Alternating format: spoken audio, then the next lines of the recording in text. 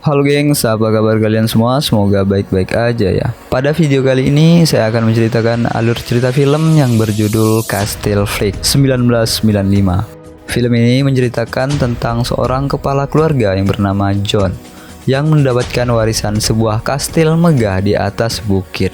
John pun sangat senang dan mendatangi kastil tersebut bersama dengan anak dan istrinya, dibawa oleh seorang pengacara yang memang khusus mengurus masalah warisan dari keluarga pemilik kastil tersebut. Dirasa akan mendapatkan kebahagiaan karena menjadi orang kaya pemilik kastil megah. Justru sebaliknya, mereka diganggu oleh sesosok makhluk aneh yang mendiami tempat tersebut. Dan apa yang akan terjadi selanjutnya?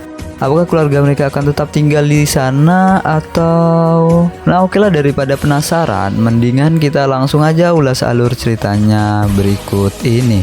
Tapi sebelum lanjut, buat kalian yang belum subscribe, silahkan klik dulu tombol subscribe-nya di bawah dan aktifkan lonceng notifikasinya agar tak ketinggalan video alur cerita film seru lainnya dari channel Agusti5 ID. Oke?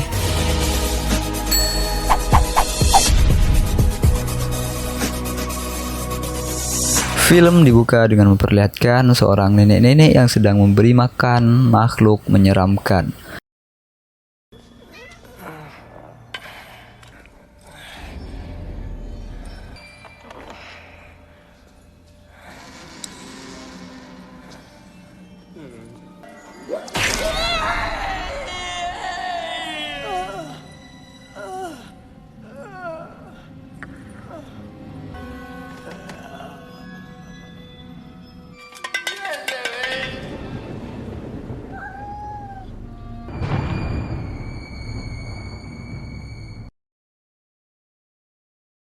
Lalu diperlihatkan juga scene ketika nenek itu telah meninggal dunia.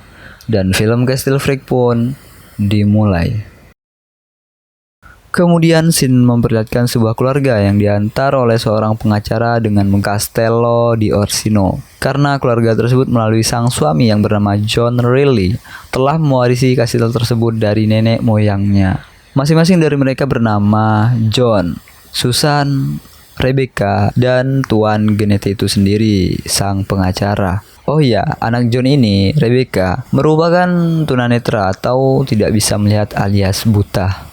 Sesampainya di kastil, mereka semua pun masuk dan langsung menuju kamar masing-masing sambil Tuan Genetti menjelaskan kenapa John bisa menjadi pewaris dari kastil tersebut. Tuan Genetti menjelaskan bahwa John ini adalah anak dari saudari Dakes dari silsilah keluarga Orsini yang merupakan sang pemilik kastil. Setelah melihat barang-barang yang ada di kastil, John berniat ingin menjual semua perabotan di dalam kastil tersebut, sehingga menanyakan berapakah total jika barang-barang tersebut dijual kepada Genetti. Sesampainya di dalam kamar, Tuan Genetti memperkenalkannya dengan saudarinya yang bernama Agnesi. Ia merupakan pelayan dan sekaligus yang merawat kastil tersebut. Agnesi mempersiapkan dua kamar untuk mereka. Satu kamar untuk John dan Susan istrinya, sedangkan kamar satunya untuk Rebecca anak mereka. Namun sepertinya di sini John dan sang istri sedang tidak abaikan, sehingga Susan meminta kamar satu lagi untuk dirinya. Agnesi pun mengantarkan mereka ke kamarnya masing-masing agar mereka bisa segera beristirahat. Malam harinya, John mendatangi Susan untuk berniat meminta maaf dan mau tidur bersamanya lagi. Namun keinginan tersebut ditolak oleh Susan dengan mentah-mentah. It's been 9 months. I know. I haven't touched a I know, drop. you've been very good. Why are you here? Why did you even come with me? She's in the next room. John pun pergi dari kamar Susan untuk tidur. Di sini kita ketahui bahwa penyebab dari pertengkaran mereka yaitu karena John yang suka sekali minum. Di dalam tidurnya, John bermimpi tentang masa lalunya yang dimana keluarganya mengalami kecelakaan akibat dirinya yang tidak fokus saat menyetir. I said get back in your seat, JJ.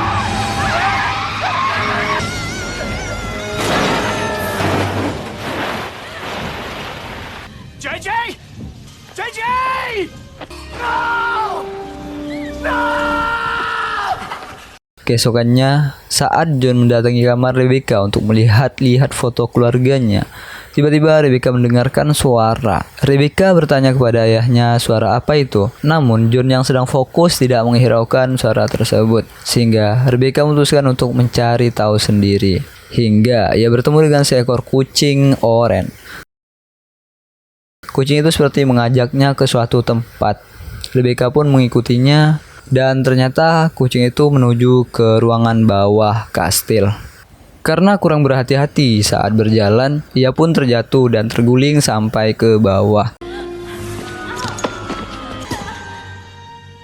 John yang menyadari anaknya sudah tidak bersamanya, bergegas untuk mencarinya. Rebecca yang sudah bangun melihat sebuah piring di tempat tersebut.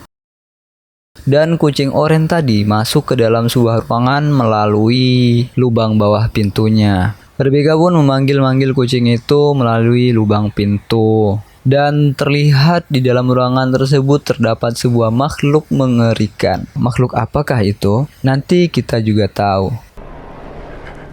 Come out of there, kitty.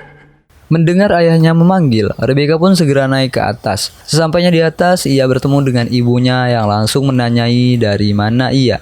Disusul dengan datangnya John.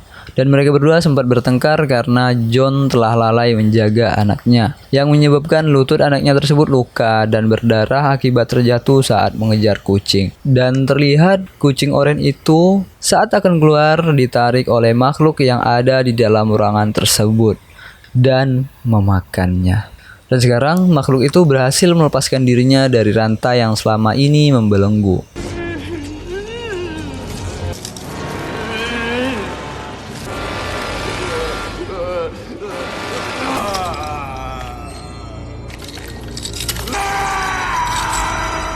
Rebecca menceritakan kepada ibunya bahwa saat berada di bawah kastil, ia merasa ada orang di sana. Namun, sang ibu tidak mempercayai perkataan Rebecca dan menganggap bahwa mungkin hanya perasaannya saja. Di bawah kastil, makhluk seram itu berusaha mendobrak pintu. Hingga beberapa kali dobrakan, akhirnya pintu itu terbuka dan makhluk tersebut bisa bebas dari tempat tersebut. Sambil berjalan, ketika makhluk itu melihat kaca, ia pun memecahkan kaca itu yang langsung saja. Suara kaca pecah itu didengar oleh John dan keluarganya yang sedang akan makan siang. John pun segera memeriksanya dan ditemukanlah kaca yang sudah pecah. Teror pertama dari makhluk penunggu kastil Freak. Malamnya terlihat makhluk itu masuk ke dalam kamar Rebecca dan berusaha membuka selimutnya. Rebecca pun terbangun dan bertanya. Rebecca mengatakan bahwa ada orang yang telah masuk ke kamarnya. Mendengar itu, John pun segera mencari orang tersebut. Hingga sampailah John di ruangan bawah kastil. Di sana ia melihat ruangan yang pintunya sudah terbuka. Saat mengecek ruangan tersebut, terdapat bangkai kucing yang telah tewas bergelimangan darah. Di sana ia juga melihat sebuah foto anak kecil yang ternyata itu adalah JJ, anaknya, yang hilang setelah kecelakaan di masa lalu.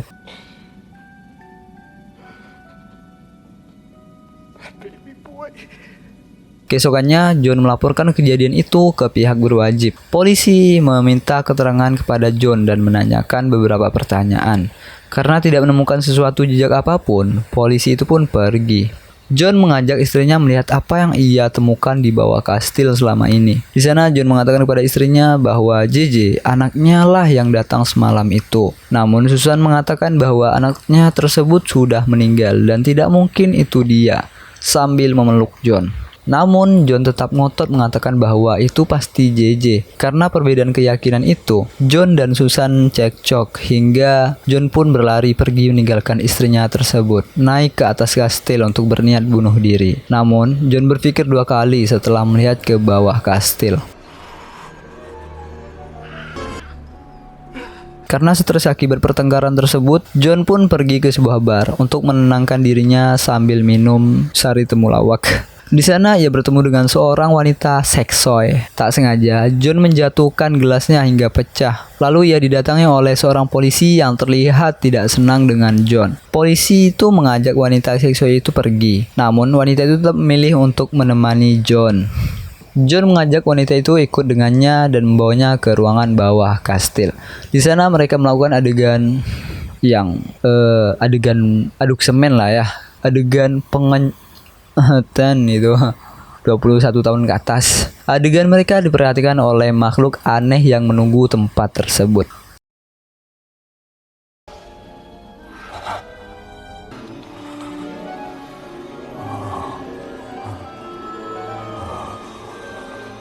Setelah selesai, wanita itu meminta bayarannya dan pergi dari tempat itu. Ma no, è troppo. È troppo. Take it! John yang sudah sangat mabuk, ia pun tertidur di situ. Terlihat makhluk itu mendatangi John dan mengambil botol minumannya. Lalu sang wanita yang hendak pulang tiba-tiba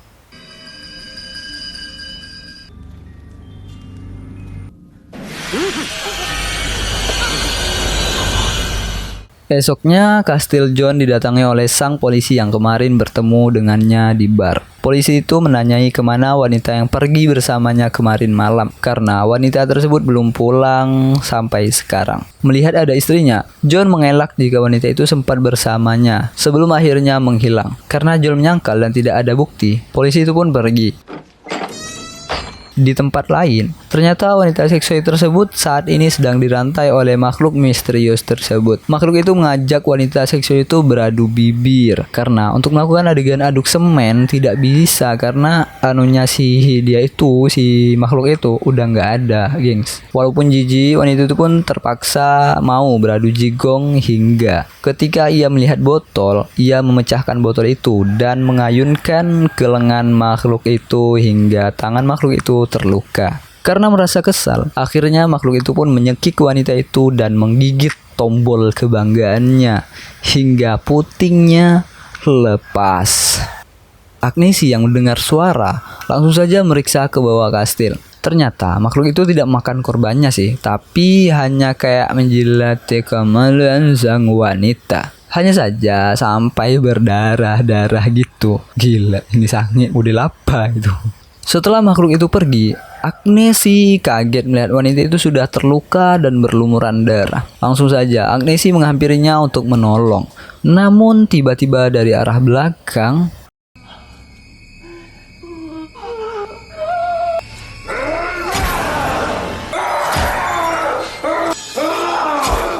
Susan yang mengetahui perselingkuhan John dengan wanita seksui itu memutuskan untuk pergi meninggalkan John membawa Rebecca anaknya. John yang melihat hal tersebut berusaha mencegah istrinya namun tidak berhasil.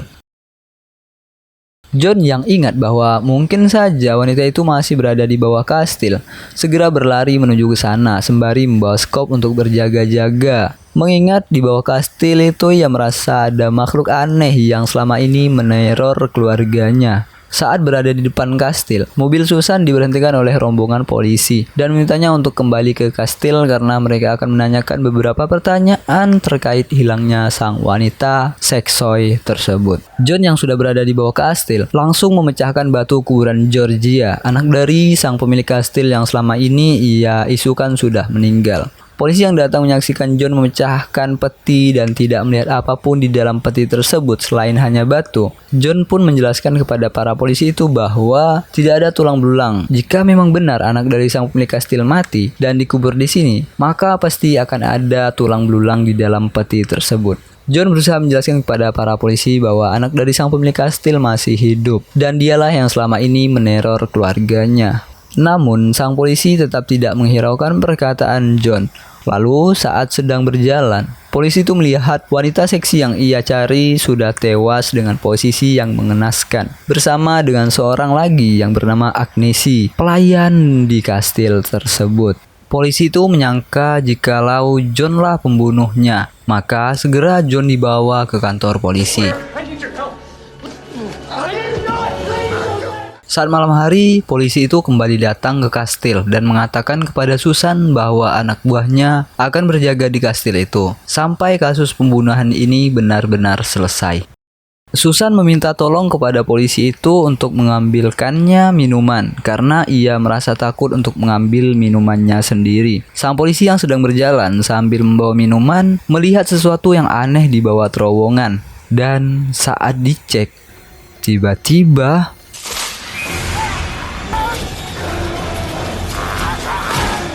Karena minumannya tak kunjung datang, Susan pun membangunkan seorang polisi lain yang sedang tertidur dan menanyakan kemana minumannya. Polisi itu mengatakan bahwa yang mengambilnya adalah temannya. Karena temannya itu tidak kunjung datang, sehingga polisi itu memutuskan untuk mencarinya saja. Saat sedang mencari temannya tersebut, polisi itu melihat sesuatu di lantai.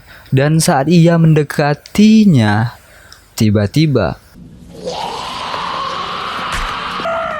makhluk itu menyerang polisi tersebut dan memakan matanya. Karena lama tak kunjung datang, akhirnya Susan memutuskan untuk mengambil airnya sendiri. Saat sedang berjalan, tiba-tiba kepalanya dihantamkan ke tembok oleh makhluk itu yang menyebabkan dirinya pingsan. Rebecca yang sedang berada di kamarnya sendirian didatangi oleh makhluk itu. Melihat Rebecca membuka bajunya, makhluk itu semakin tertarik dan menciumi baju dari Rebecca tersebut. Rebecca yang menyadari ada orang lain lalu berteriak, yang langsung saja makhluk itu menggendongnya dan membawanya ke bawah kastil. Di kantor polisi, John yang semakin khawatir dengan istri dan anaknya meminta agar polisi itu membebaskannya karena takut terjadi apa-apa dengan keluarganya tersebut. Ketika polisi itu bertanya kepada John kenapa ia membunuh wanita seksual itu, karena emosi John mengatakan sejujurnya bahwa ia tidak membunuh wanita itu, ia hanya menidurinya. Karena cemburu, polisi itu langsung memukul John hingga pingsan. Ketika sadar, John mengambil pentungan polisi itu, dan ketika polisi itu kembali masuk, John langsung memukulnya dan segera John kabur dari kantor polisi itu melalui jendela. Di ruangan bawah kastil, sang makhluk merantai tangan Rebecca.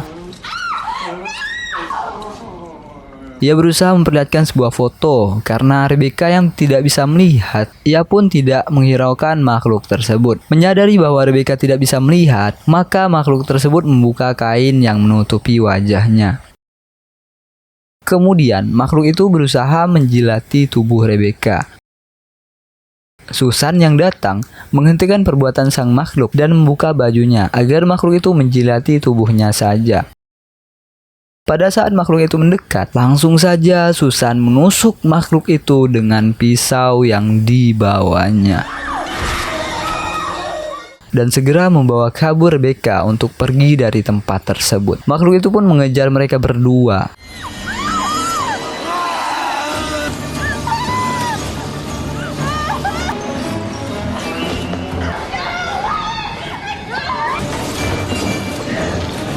Mereka berdua bersembunyi di dalam sebuah lemari. Karena kehilangan jejak, makhluk itu mengamuk hingga lemari tempat persembunyian mereka hancur.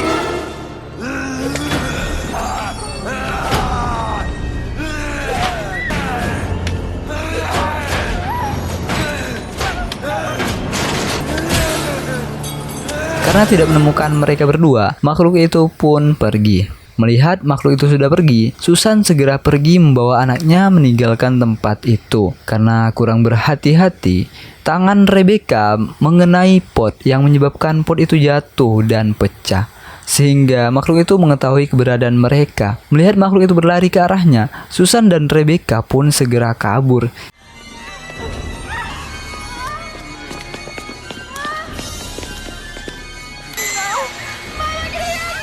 Hingga saat ia sudah terpojok, datanglah John suaminya yang langsung saja bertarung dengan makhluk tersebut.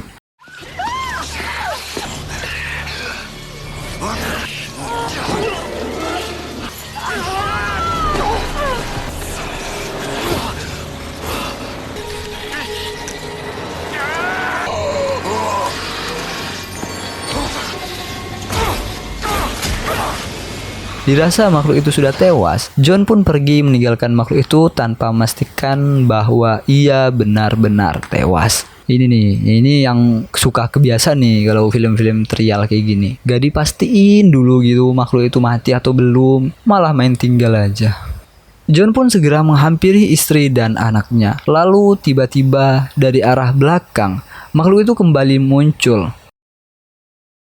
Nah kan, gue bilang juga apa gitu, pastiin dulu dong, itu udah tewas atau belum. Lanjut.